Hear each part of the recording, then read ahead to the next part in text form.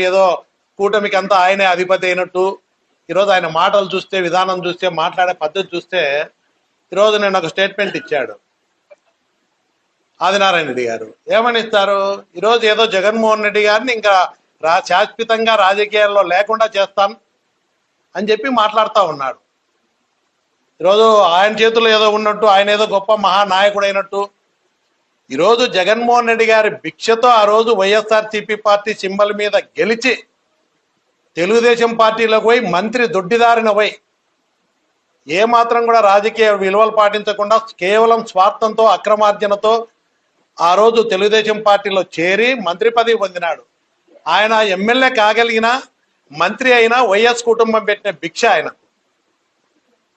మళ్ళీ మంత్రి కూడా అయినా అంటే దొడ్డిదారిన ఆయన జగన్మోహన్ రెడ్డి పెట్టిన భిక్ష వల్ల దొడ్డిదారిన పోయి ఆ రోజు మంత్రి అయినాడు. మంత్రి అయ్యేదానికి కారణం కూడా ఆ రోజు జగన్మోహన్ రెడ్డి పుణ్యమే. నీవు నీ స్థాయిని మర్చిపోయి జగన్మోహన్ రెడ్డిని, వైఎస్ఆర్సీపీ పార్టీని రాజకీయంగా 30 సంవత్సరాలు లేకుండా చేస్తామని చెప్పేటువంటి వ్యక్తివి నీ స్థాయి మర్చిపోతా ఉన్నావు. నీ రాజకీయ ఈరోజు నువ్వు రాజకీయంగా ఈ స్థాయిలో ఉన్నావంటే వైఎస్ కుటుంబం, జగన్మోహన్ రెడ్డి గారి పెట్టిన భిక్ష అని మర్చిపోతున్నావు. నువ్వు నీ స్థాయి ఎక్కడా? నువ్వు జగన్మోహన్ రెడ్డి గారిని రాజకీయాల్లో లేకుండా చేస్తామని చెప్పి ఏదో చంద్రబాబు నాయుడు గారి మెప్పు కోసరం, నీ అక్రమ సంపాదనల కోసరం, నువ్వు చేసే దౌర్జన్యాలు కప్పిపుచ్చుకునేదానికి వైఎస్ఆర్సీపీ పార్టీని బూచిగా చూపించి ఇంక నేను జగన్మోహన్ రెడ్డినే రాజకీయాల నుంచి శాశ్వతంగా లేకుండా చేస్తానని చెప్తే ఏదో అమాయకంగా చంద్రబాబు నాయుడు నమ్మి నిన్ను మోస్తాడు అనుకుంటున్నారు. మీరు ఒక అనకొండల్లాగా తయారైపోయి ఈరోజు ఎక్కడ చూసినా ఏ కార్యక్రమాలు నియోజకవర్గంలో నియంతలాగా ఏ పని చేసినా, ఏ కాంట్రాక్టర్, ఏ కంపెనీ వచ్చినా కమిషన్ నాకు కడితేనే ఇక్కడ ఏం పని చేయని నీకు వీలు లేదనే విధంగా మీరు ప్రవర్తిస్తున్న తీరు ఈరోజు ఇప్పటికే జనాలంతా కూడా విసిగిపోయారు. మీరు చేస్తున్నటువంటి అక్రమ సంపాదన కోసరం, మీ స్వార్థం కోసరం మీరు చేస్తున్న కార్యకలాపాలు చూసి జనాలు దమ్మలవాడ నియోజకవర్గంలో ఇప్పుడే విసిగిపోయారు. ఎందుకు మళ్ళీ ఇలాంటి వాళ్ళకి అవకాశం ఇచ్చామా? ఇంత దుర్మార్గంగా వాళ్ళ అక్రమ సంపాదన కోసరం మీరు చూసినారు. కలవటాల పాంపాయపల్లిలో ఒక సోలార్ ప్లాంట్ వచ్చింది. మిషనరీలు కానీ అన్ని వీళ్ళ కుటుంబ సభ్యులే చేస్తూ ఉన్నారు. రైతుల యొక్క పంట పొలాల్లో, పట్టా భూముల్లో కూడా దౌర్జన్యంగా సోలార్ కంపెనీ వచ్చి పనులు చేస్తూ ఉంది. ఈరోజు డీకేటీ భూములు ఇచ్చే దౌర్జన్యంగా ఏ పర్మిషన్ లేకుండా పోయి దౌర్జన్యంగా వీళ్ళ అండతో అక్కడ రైతులకు అన్యాయం చేస్తూ ఉన్నారు. అదేవిధంగా గవర్నమెంట్ భూమి ఉంది. గవర్నమెంట్ ల్యాండ్లో కొంతమంది భూమి లేని రైతులందరూ కూడా వ్యవసాయం కోసము ఎకరాకు 2 లక్షలు 3 లక్షలు వాళ్ళ శక్తి కొద్ది ఖర్చు పెట్టి వాళ్ళందరూ కూడా వాళ్ళ కుటుంబాలంతా కూడా కష్టపడి శ్రమ కోర్చి అప్పులు చేసి భూములు తయారు చేసుకుంటే ఆ భూముల్లో కూడా సోలార్ కంపెనీ వాళ్ళను దౌర్జన్యంగా అక్కడ పోయి మిషనరీలు ఎవరు అన్ని ఇళ్ళు పెట్టే వాళ్ళే, ఇలా బినామీలే రైతులకు అన్యాయం చేస్తూ వాళ్ళ అక్రమ సంపాదన కోసం రైతులకు అందరికి కూడా తీవ్రంగా అన్యాయం చేస్తున్నారు. నియోజకవర్గంలో ఆడ పశువుల మేతకు గ్రేజింగ్ ల్యాండ్ ఉంటే దాన్ని కూడా వదలకుండా ఈరోజు మీరు ఒక్కసారి గుర్తుపెట్టుకోండి, ఏదైనా కూడా గ్రేజింగ్ ల్యాండ్ ఉంటే సోలార్ కంపెనీలు దండిగా వస్తున్నాయి. డెవలప్మెంట్ రావాల్సిందే. ఈరోజు ప్రైవేట్ భూములు తీసుకుంటున్నారు. కలవటాల్లో కానీ, పాపాయపల్లె కానీ, కర్నూలు డిస్టిక్ బార్డర్లో కూడా భూములు తీసుకొని సోలార్ పెడుతున్నారు. ఆ డెవలప్మెంట్ ఎవరు వ్యతిరేకించట్లేదు. వాళ్ళు ఏంటి వీళ్ళని అండగా పెట్టుకొని, ఆదినారాయణ రెడ్డిని అండగా పెట్టుకొని అక్కడ రైతుల భూములు, గవర్నమెంట్ భూములు పర్మిషన్లు లేకుండా పశువుల మేత కోసం గ్రేజింగ్ ల్యాండ్ కూడా ఆక్రమించి దౌర్జన్యంగా ఈరోజు పనులు చేస్తూ రైతులకు అన్యాయం చేస్తూ నోరెత్తితే పోలీసులతో తప్పుడు కేసులు పెట్టించేదానికి, పోలీసులతో బెదిరించేదానికి అధికారాన్ని అడ్డం పెట్టుకొని కంపెనీలకు వంత పాడుతూ అక్కడ ఈరోజు సోలార్ కంపెనీలకు చేస్తూ ఉన్నారు. ఈరోజు దౌర్జన్యాలు చేస్తూ ఉన్నారు. నేను ఒకటే చెప్తున్నా, నీవు గుర్తుపెట్టుకో ఆదినారాయణ రెడ్డి, జగన్మోహన్ రెడ్డిని 30 సంవత్సరాలు రాజకీయంగా లేకుండా చేయడం కాదు, ఆదినారాయణ రెడ్డి కుటుంబానికి లాస్ట్ ఎలక్షన్. ఇంకా శాశ్వతంగా రేపు రాబోయే ఎలక్షన్ నుంచి కూడా శాశ్వతంగా ఈ రాజకీయాల్లో లేకుండా ప్రజలు చేస్తారు. ఇది లాస్ట్ ఎలక్షన్. నీకు 30 సంవత్సరాలు కాదు కదరా, నీకు శాశ్వతంగా రాజకీయ సమాధి కడతారు. ఈ దమ్మలవడగ నియోజకవర్గ ప్రజలు సిద్ధంగా ఉన్నారు. అది గుర్తుపెట్టుకో.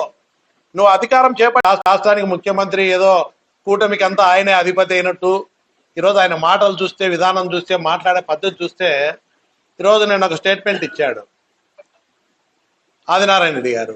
ఏమని ఇస్తారు?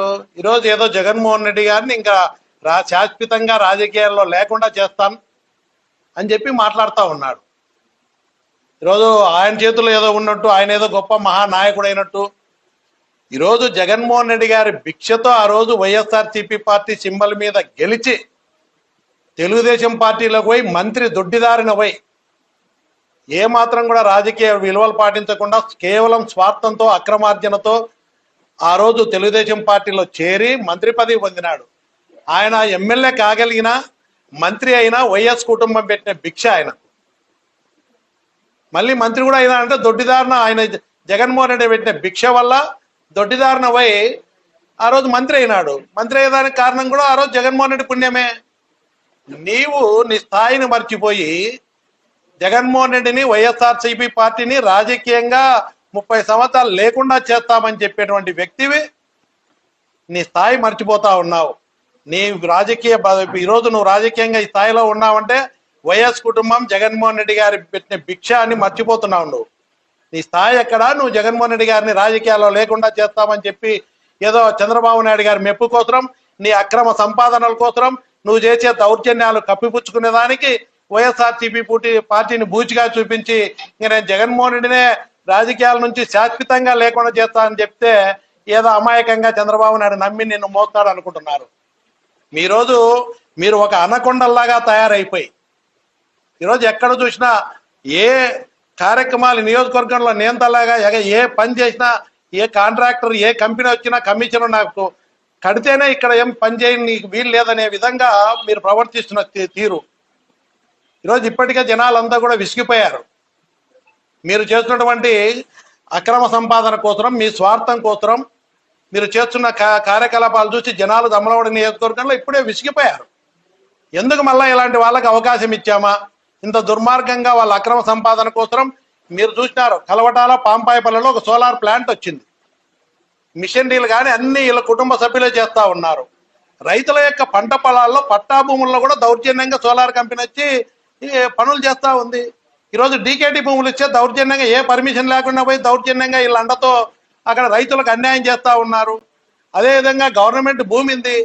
గవర్నమెంట్ ల్యాండ్లో కొంతమంది భూమి లేని రైతులందరూ కూడా వ్యవసాయం కోసము ఎకరాకు 2 లక్షలు 3 లక్షలు వాళ్ళ శక్తి కొద్ది ఖర్చు పెట్టి వాళ్ళందరూ కూడా వాళ్ళ కుటుంబాలంతా కూడా కష్టపడి శ్రమ కోర్చి అప్పులు చేసి భూములు తయారు చేసుకుంటే ఆ భూములో కూడా సోలార్ కంపెనీ వాళ్ళను దౌర్జన్యంగా అక్కడ పోయి మిషనరీలు ఎవరు అన్ని ఇళ్ళు పెట్టే వాళ్ళే, ఇలా బినామీలే రైతులకు అన్యాయం చేస్తూ వాళ్ళ అక్రమ సంపాదన కోసం రైతులకు అందరికి కూడా తీవ్రంగా అన్యాయం చేస్తున్నారు. నియోజకవర్గంలో ఆడ పశువుల మేతకు గ్రేజింగ్ ల్యాండ్ ఉంటే దాన్ని కూడా వదలకుండా ఈరోజు మీరు ఒక్కసారి గుర్తుపెట్టుకోండి, ఏదైనా కూడా గ్రేజింగ్ ల్యాండ్ ఉంటే సోలార్ కంపెనీలు దండిగా వస్తున్నాయి. డెవలప్మెంట్ రావాల్సిందే. ఈరోజు ప్రైవేట్ భూములు తీసుకుంటున్నారు. కలవటాల్లో కానీ పాపాయపల్లె కానీ కర్నూలు డిస్టిక్ బార్డర్లో కూడా భూములు తీసుకొని సోలార్ పెడుతున్నారు. ఆ డెవలప్మెంట్ ఎవరు వ్యతిరేకించట్లేదు. వాళ్ళు ఏంటి వీళ్ళకు అండగా